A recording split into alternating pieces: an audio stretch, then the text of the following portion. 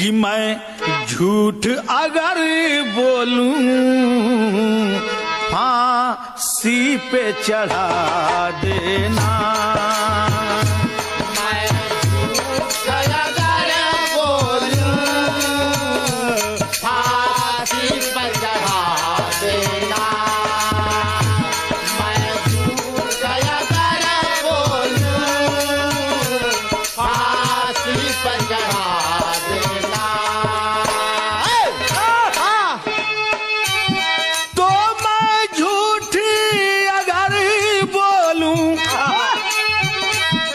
फांसी पे चढ़ा देना, फांसी पे चढ़ा देना।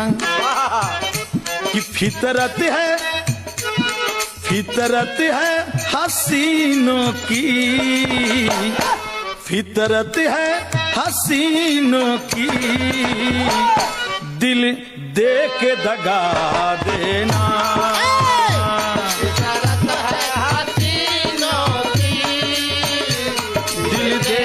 दगा देना, फितरत है हसीनों की,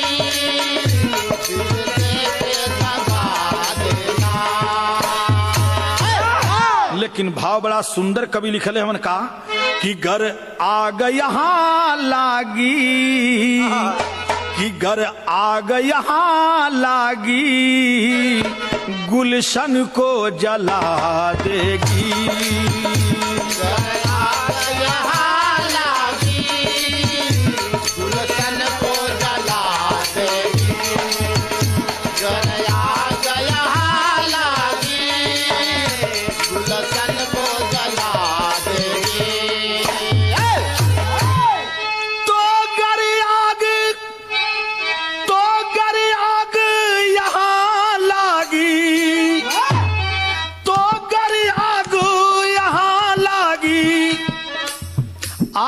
गुलशन को जला देगी, जीवन या जवानी को पल भर में मिटा देगी।